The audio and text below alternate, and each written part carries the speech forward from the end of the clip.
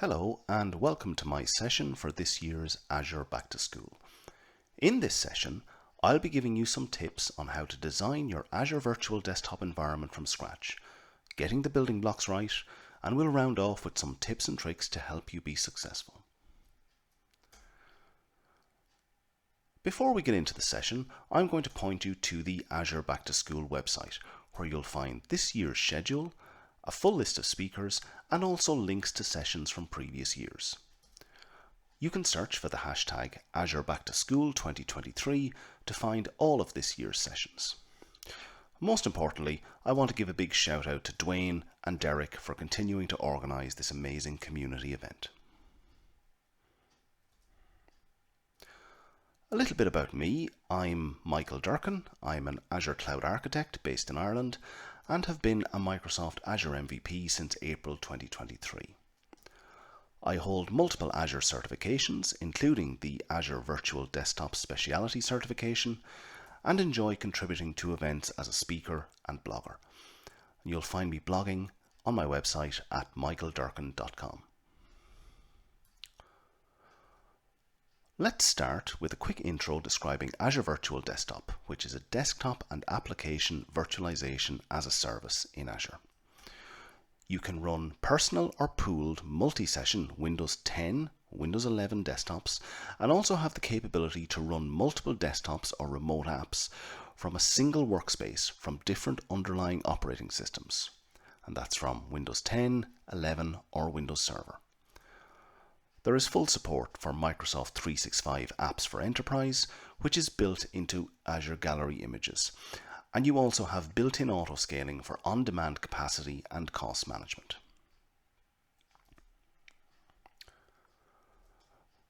So, what do you need to get ready to deploy your Azure Virtual Desktop solution? It's not going to be a surprise to you that it's not all about deploying the host pool and session hosts at the start. There is a number of decisions that you need to make around different underlying components that make up the building blocks of your Azure Virtual Desktop solution. And I'll run through each of these components, showing you the different options and capabilities that are available. Let's kick off with identity, and you have three different identity options available in Azure Virtual Desktop. You can use cloud-only identities, which are created directly in Entra Active Directory. You can use hybrid identities, which can be synchronized from on-premises using Azure AD Connect.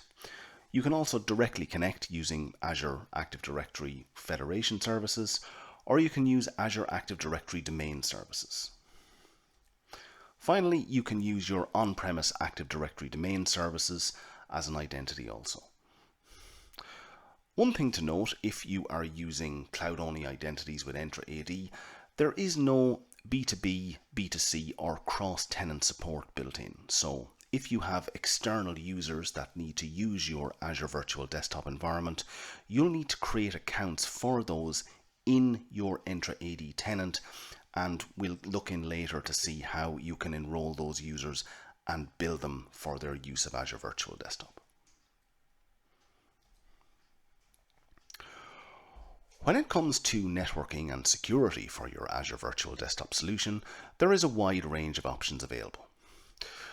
The first thing is to ensure that your session host will be in a dedicated virtual network, and you can then use network security groups, which you can use to control traffic at an IP level between the AVD virtual network and other peered virtual networks.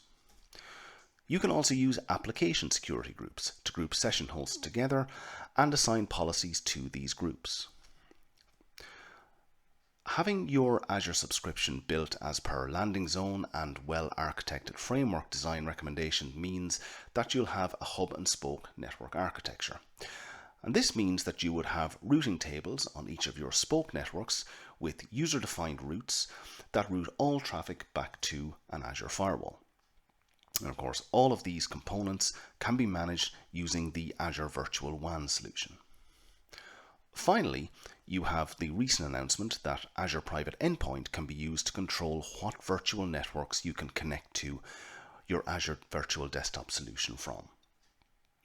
Now, if we take a quick look at the recommendation for Azure Virtual Desktop in a landing zone configuration, We can see down here in the bottom right quadrant, we've got our AVD landing zone subscriptions and components.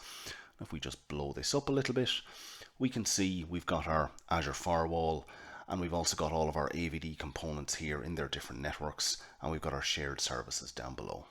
So as we can see, it's quite detailed, but this is the best practice that Microsoft are giving you as to how to configure your networking for your Azure Virtual Desktop solution.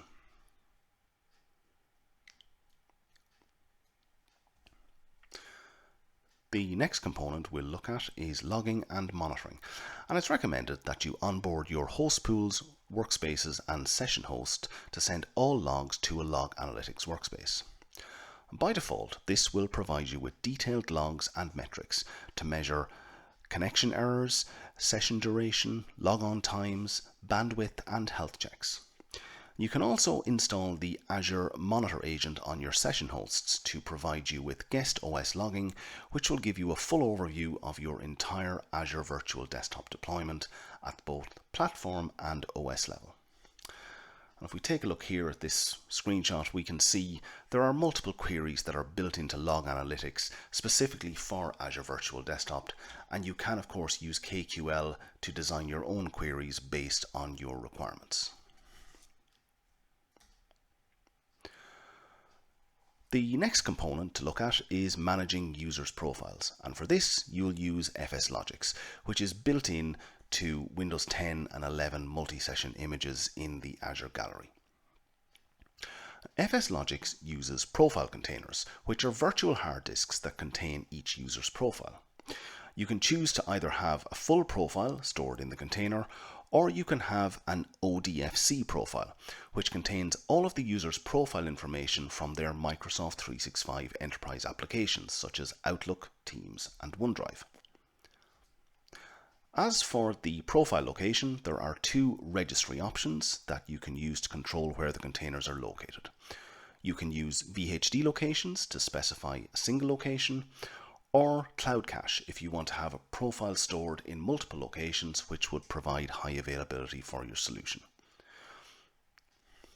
As for storage, the containers are stored on a file share, so you can use Azure Files with either Standard, which is a pay-as-you-go offering, or Premium, which will provide high performance but is quota based, so you need to specify how much storage you want to use.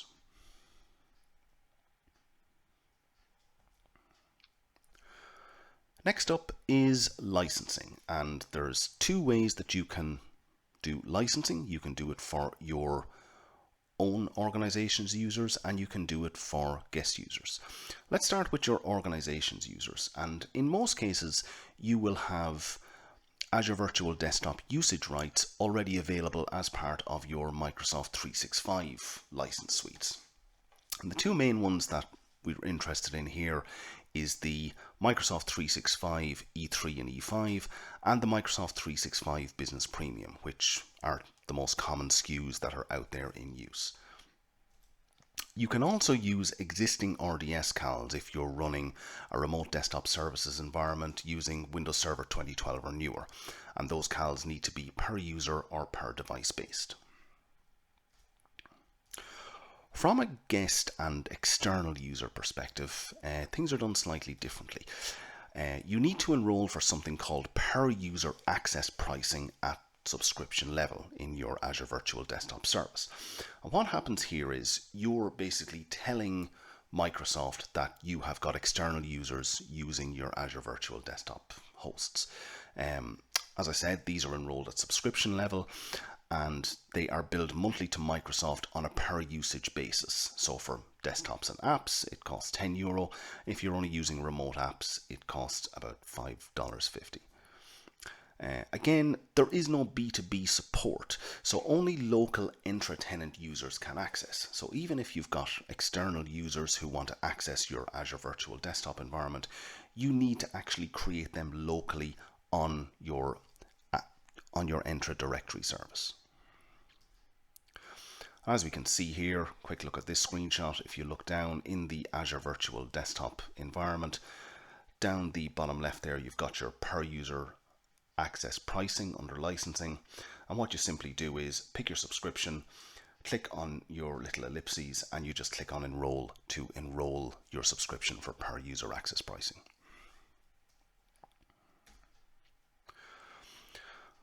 So that's licensing out of the way. It's probably the subject that bores everyone the most. And now we've reached image management. And yes, you've guessed it, there are plenty of options here too. You can use Azure Image Builder to build your base image with all of your applications and settings and save that to your own private compute gallery. You can then manage your image versions from there. And you can take a look out for Alan Kinan's session on Azure Image Builder, which is also part of Azure Back to School this year. You can just go plain vanilla and use a base image from the Azure Compute Gallery, and then you can potentially use MSIX App Attach to bring your apps into your session host using a separate app container. And this works in a similar way to FSLogix in that it uses virtual hard disks to attach applications to a user session.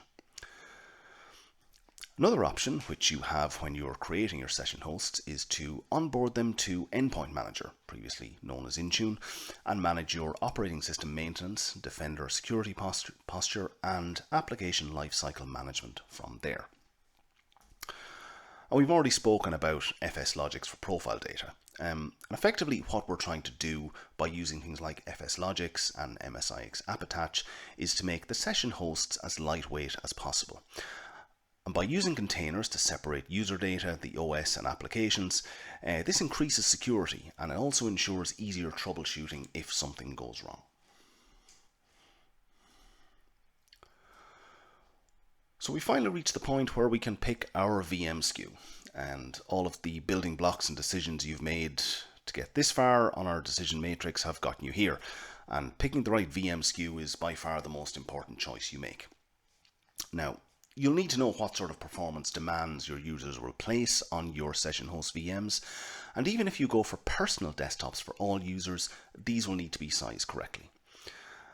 And as you probably know, there's a vast number of VM SKUs available in Azure, but there's only a handful that you'll ever really use. So on the list here, we've got B series, which are lightweight and can be used for domain controllers and small web servers. D series, which are standard and used for file or light app or SQL workloads, and they have a good balance of CPU and memory. We've got E series, which are memory intensive and give you double memory. And what I mean by double memory is that in a D series machine, you'll get a standard of, let's say, 4 CPUs and 16 gigs of RAM, whereas in the equivalent E series machine, you will get your 4 vCPUs and 32 gigs of RAM. These will be used for SQL servers or indeed AVD session hosts. That's the recommended SKU to use. You've then got F series, which are CPU intensive workloads, and finally NV series. And these are for GPU workloads for design apps like Autodesk or SolidWorks.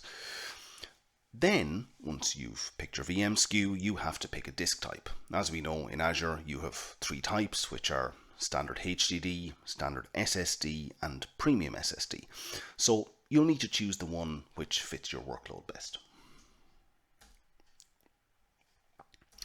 So you've made all of your decisions, and now you need to save some money based on those decisions. And there's a couple of key things you can look at for getting some cost savings out of this.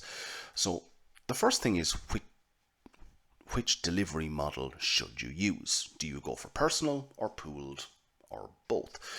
Now, you may have some users who use the same applications consistently, and they may be better served by being placed in the same pooled host pool. You then may have some users who have the need for a dedicated workload, where a personal host would be more beneficial. You then have a decision around desktops or remote apps. Do you need to provide your users with a full desktop experience, or could you just provide them with the remote app? And in that instance, you'd be looking at, for internally, things like finance or human resources applications, or indeed externally, if there are users who are external to your organization who are using that per user access pricing model, who need to access specific applications and don't need the benefit of a full desktop. Once you've looked at that, you're then into host pool size. So, for example, if you're going for personal desktops, you know you're going to need to have VMs for each of those users.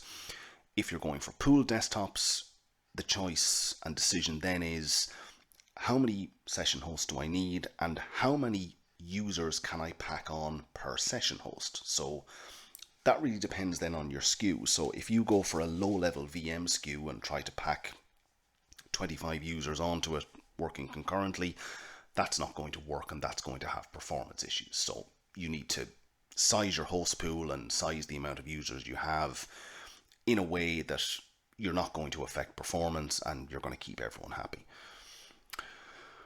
You can then have scaling plans, and scaling plans, for example, log off users at certain times of the day to reduce costs. So let's go back to our host pool size, for example.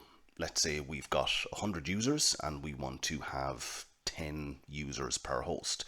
That means we need 10 hosts, but obviously not all of those users are going to be logged on at the same time. So you specify that you have a max of 10 users per host, but you also put a scaling plan in place to say, okay, at let's say 6 o'clock in the evening when things are getting quiet and everyone's going home, we're going to start scaling down. So once we get to 30% of our capacity, we're going to shut down 6 of those 10 hosts, and we're going to tell any users who may have dropped, let's say it's below 2 users on certain hosts, we're going to send them a message saying, okay, we need you to log out of this host because it's shutting down. You can continue to log on and work on another one if needs be. So that's the idea of how scaling plans work. You're then into profile storage, and we looked at profile storage, and it's basically what SKU do you use and how highly do you need your storage to perform. Final thing is you're into reservations, and once you've got your workload set, you have an idea of what reservations you need, but there's a bit of a gotcha here between reservations and scaling plans, because don't forget, when you purchase reserved instances for VMs, they're based on the VM running at all times. Okay, so scaling plans, if you're shutting down VMs, and let's say on our host pool with 10 session hosts, we've only got 3 VMs running at any one time, you would only purchase reserved instances for those particular VMs. You can also purchase reservations for your storage. So again, that's your previous point there on profile storage and which Azure file SKU you're going to use. Don't forget, with reservations, they're not interchangeable between SKUs. So if you purchase a reserved instance for Azure File Standard, for example, you can't just up it to the premium level SKU and use the same reserved instance. You'd need to cancel it. So there we go. In summary, let's take a look at all the tips and tricks that we've looked at throughout this session.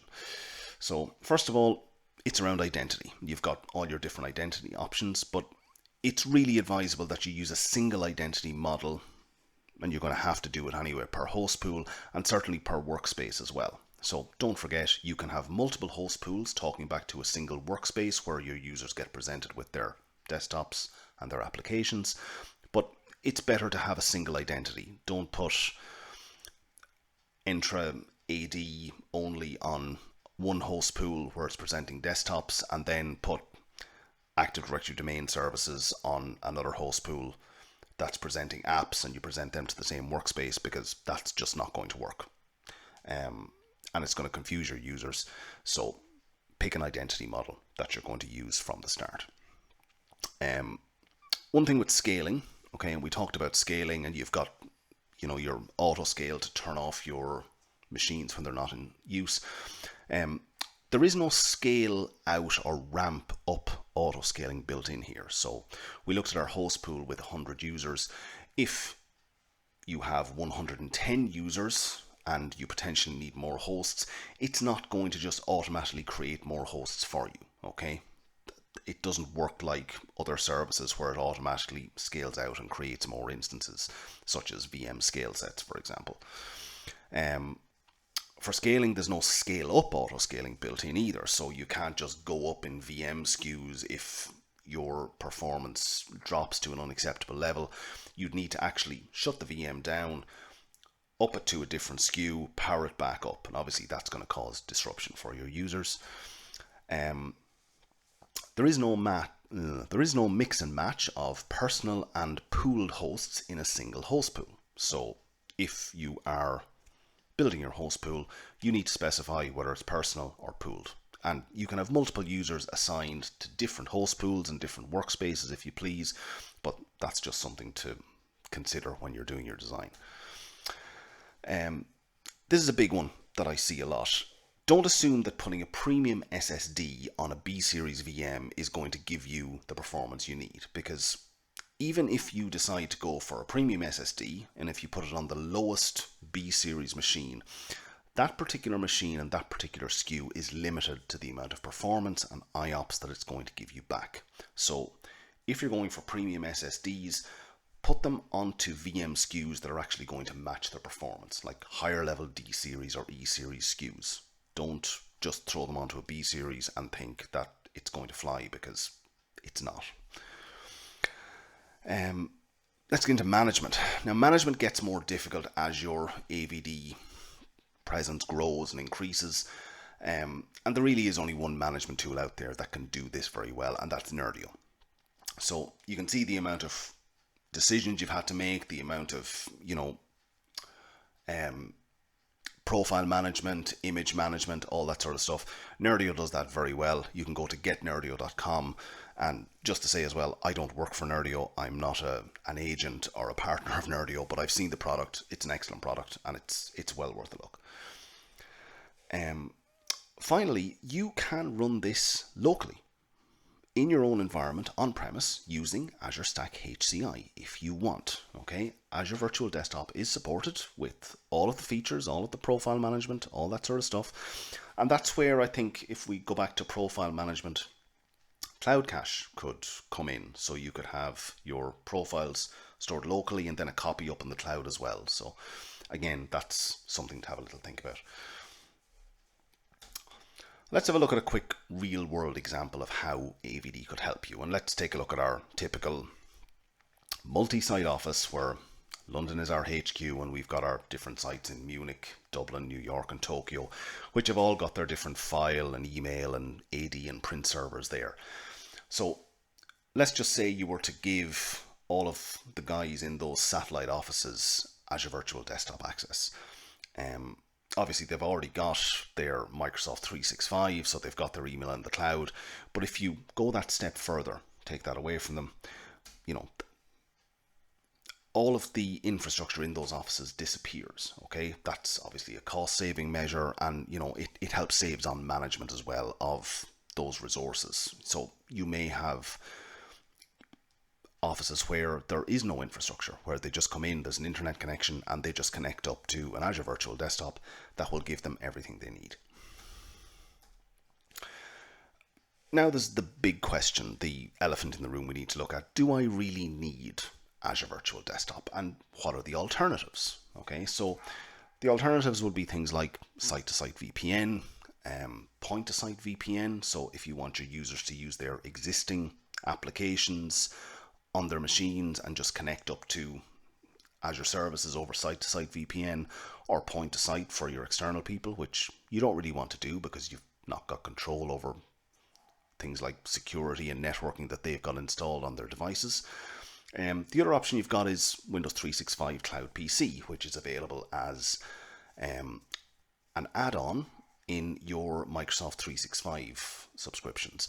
But there's just one gotcha to think about there. Only at a certain level can you begin configuring Windows 365 Cloud PC with image management. So you just need to look out for that one. The benefits of AVD really are around enhanced security, centralized image management. You can deploy it at scale, you can scale it up as much as you want. And it's likely that you've got your usage rights are already in place, because if you're using Microsoft 365, either E3, E5 or Business Premium, then the likelihood is, yes, you've still got it. And even if you've got existing CALs for a remote desktop services farm that you've got on premise, those per user or per device CALs are likely going to be there, and they'll allow you to access AVD. Now, the thing to note about CALs is that's just rights to access. That doesn't pay for any of the underlying infrastructure. And obviously with licensing, then you've got hybrid benefit that you could potentially do. So you've got to have the right licenses in place to do that as well. But there you go. There's some of the benefits. Thank you for watching, and thanks to Derek and Dwayne for allowing me to participate. Um, Please feel free to contact me on any of my socials. I've already mentioned my blog. I'm on LinkedIn, X, whatever Twitter is called now. I'm also on Blue Sky and on Mastodon as well. Please reach out if you've got any feedback on the session, or please reach out in general if you want to connect or want to have a chat about anything related to Azure Virtual Desktop or any other Azure services. Again, thanks for watching, and I hope you enjoy the rest of Azure Back to School for 2023. Thank you and goodbye.